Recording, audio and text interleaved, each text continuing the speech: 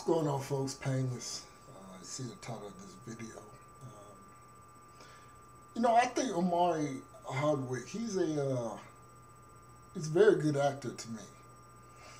I first saw him in hindsight, thinking back, in the Floetry Say Yes video that came out.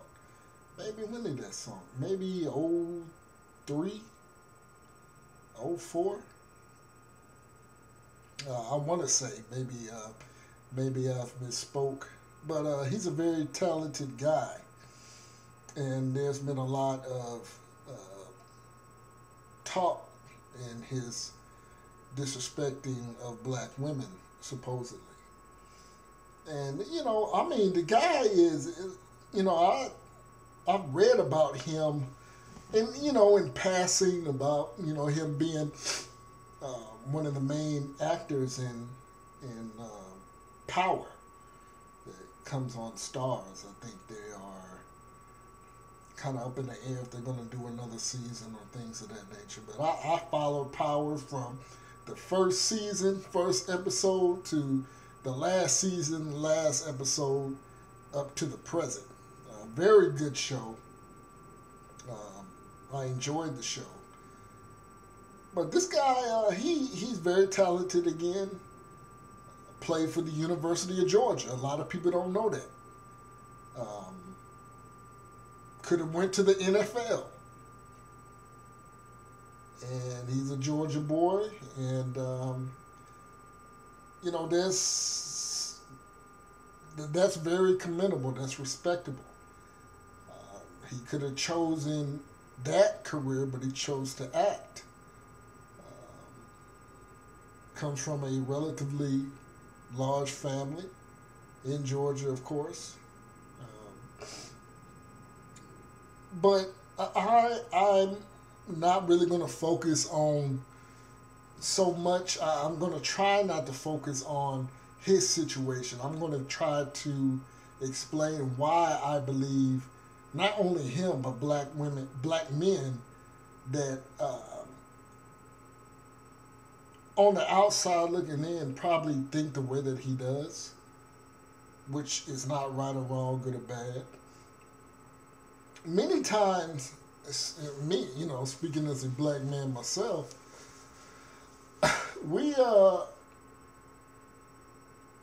grow up with black girls, black women, black females, and and I'll just say this, not only with black men and black women, just black people in general, you gotta have a tough skin growing up with black folk. I'm from Alabama, and I remember the times going to school. You gotta be able to hold your own. Somebody crack on you, you got to be able to crack back. And what I mean by cracking on jonesing or tripping, you got to be able to be witty. You got to be able to have some comebacks when people try to clown or talk down to you or whatever. This is how black folks are raised, especially in the South. That's how we are raised. We trip on one another, and you got to be able to trip back. And I think what that does to, especially the dealings with black men and black women, I remember I had a homeboy, I remember he hit this one girl in class. We was in the 6th grade, punched her dead in her nose because she was slick with her mouth. Now, he was slick with his, but it got to a point to where she couldn't handle it. And I haven't met a brother who hasn't had an instance, maybe not putting hands on a black female or a black girl, but damn near close to putting his hands because the situation gets so out of hand. And I've spoken on these subjects in the past on other channels, painless channels, when I talk about many times us as black men, the only feminine interaction we have from other women is usually by white women. I'm just being real upfront. It could be, and usually it's our teachers. You know, we go home, we deal with our black female cousins, we deal with our black sisters or our mamas, our aunties, and they can be so crass and hard and aggressive to where, I mean, we've seen this in movies. Blindside. And if you look at Blindside, and if you look at a lot of these movies where black men, black boys, you know, it's that narrative. The white savior, the female, the male comes in and takes this, you know, young black boy, young black girl out of an unfortunate situation and loves them and shows them kindness and warmth and things like that. Now, don't get me wrong. I'm not saying that doesn't happen in black homes. That's foolish to say, because I got plenty on top of that tripping and stuff like that. I got love, compassion, and warmth at home, and I've seen other brothers get love, compassion, and warmth at home or wherever they lay their head at. But what I'm saying is that black men, different black men, deal with that, all the negativity, like tripping and talking down and always playing. Black men and women, but I'm talking about black men in the case of Omari Hardwick, deal with that differently. You know? And keep in mind, this guy was very successful before the screen. Again, he could have went to the pros, played college ball, was an athlete in high school. But many times, again, I say that we experience warmth and compassion, and I think that's why a lot of black men do gravitate to not only outside, not only dealing with white women, but other groups of women, because they're not as abrasive. They tend not to be. Can they be? Yes, they can.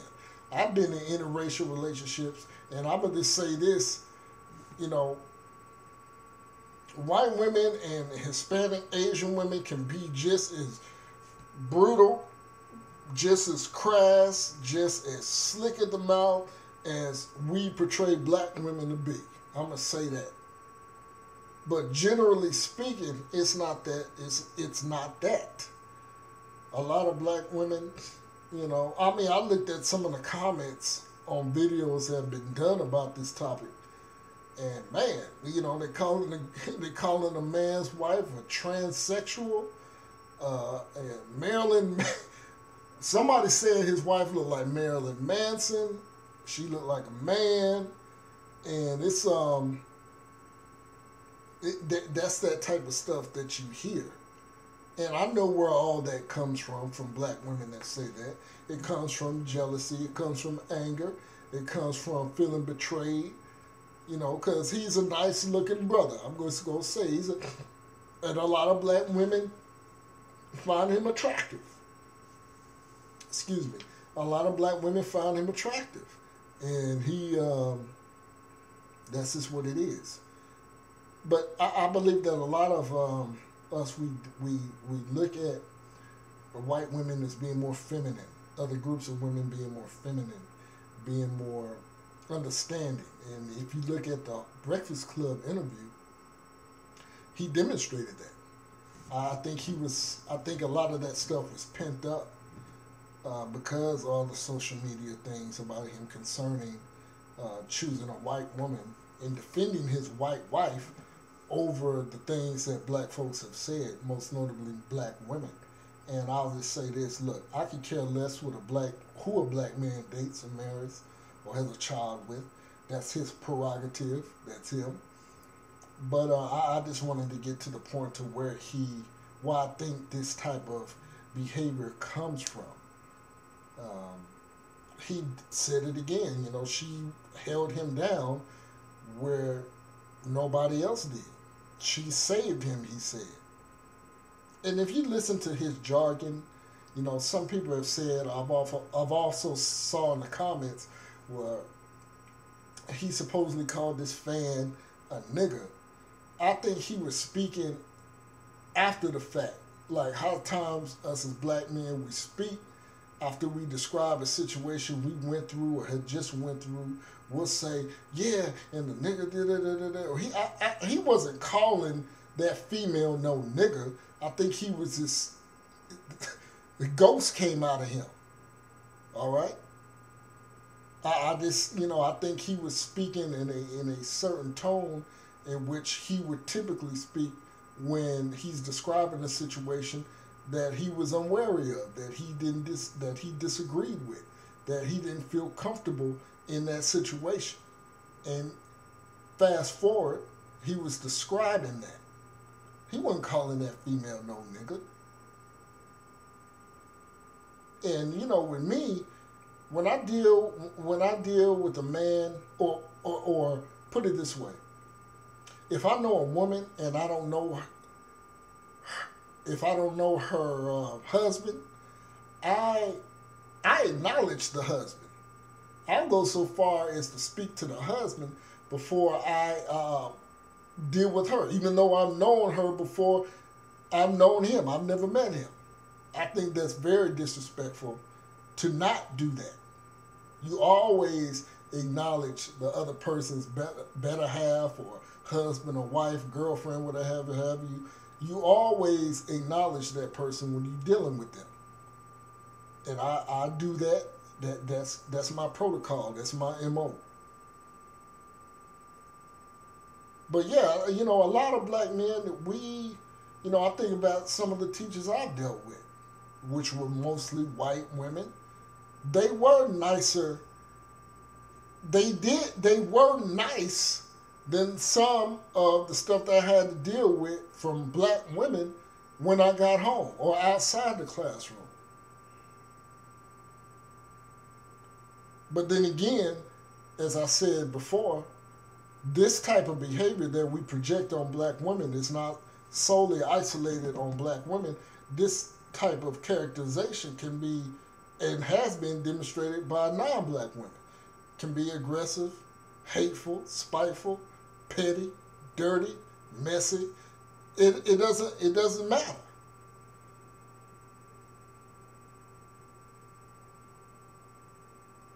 You know, and if this is who he found love with and support, so be it. Me Painless personally, I would marry a white woman, but that's his choice.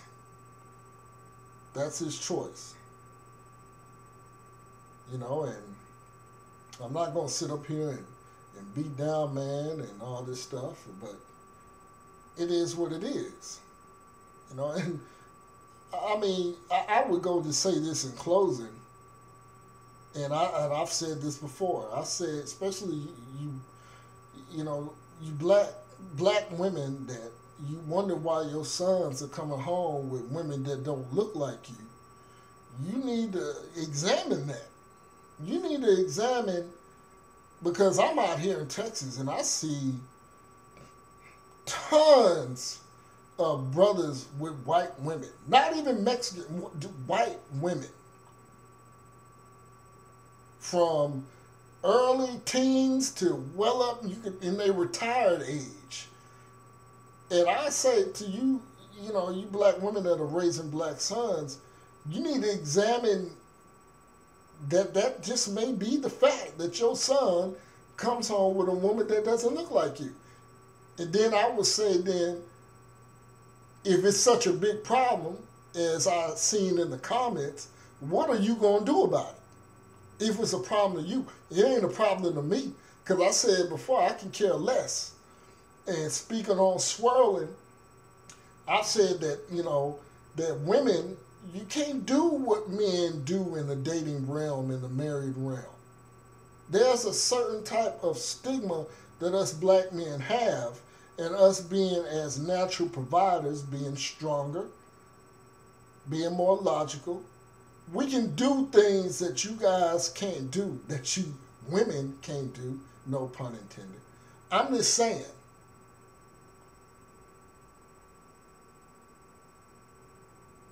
So I mean, that's some real talk for your, that's some real talk for you. You gotta examine why these black men are coming home with not this in it, but white women in the South that these men have put, either they don't know or they just put on the back burner all the you know all the bad things that can happen historically speaking in the past, even looking at a white woman. That these brothers went so far, especially in the South again, because me being from the South, that they were even entertained that there are any quality black women in the South, especially GA. Georgia has one of the largest populations of black folks in America, if not the largest. I think Georgia has about 2 million black folks in that state. 2 million. And that this brother went out of his way to find a white woman. You trying to tell me with no qualified sisters in the state or the city of Atlanta to hold him down and to be there for him? Something happened to him. And I think that needs to be looked at, not from him, but from you as a black female. That's all I'm saying. Now, we get to calling names and all that stuff, but it's something worth looking into. That's all I'm saying. Peace.